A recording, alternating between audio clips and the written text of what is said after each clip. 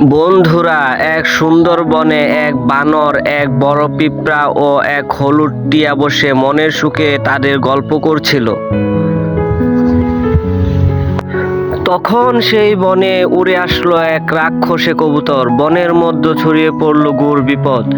সেই কবুতর বনের অন্য প্রাণীদের ধরে খেয়ে ফেলতে চেষ্টা করলো। রাক্ষসে কবুতরটা এতই বড় ছিল যে তার পিঠের মধ্যে মস্ত বড় এক বন নিয়ে ঘুরতো। সে বনের সকল প্রাণীদের খেয়ে ফেলার চেষ্টা করছিল। বন এবং বনের অন্যান্য প্রাণীরা ভয়ে আতঙ্কিত ছিল।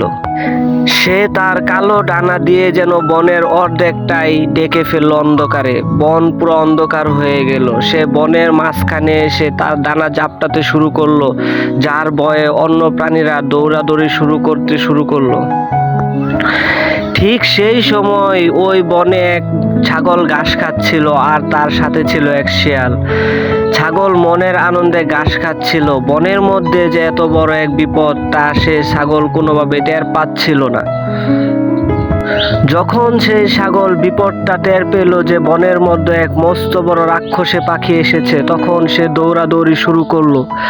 সে বনের এক প্রান্ত থেকে অন্য প্রান্তে দৌড়াদৌড়ি করছে নিজের জীবন বাঁচানোর জন্য।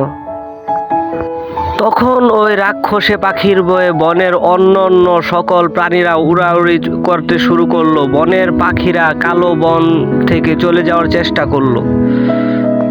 বনের মধ্যে অন্ধকার নেমে আসার কারণে বনের যে মানুষজন ছিল তারা আগুন জ্বালিয়ে সে অন্ধকার কাটানোর চেষ্টা করলো, কিন্তু অন্ধকার যেন দূর হচ্ছেই না। অবশেষে বনের প্রাণীরা এক সুন্দর জায়গা খুঁজে পেল, যেখানে ভয়ঙ্কর রাক্ষস পাখিটা তাদের আক্রমণ করতে পারবে না, এবং তারা সেখানে সুখে শান্তিতে বসবাস করতে শুরু করলো।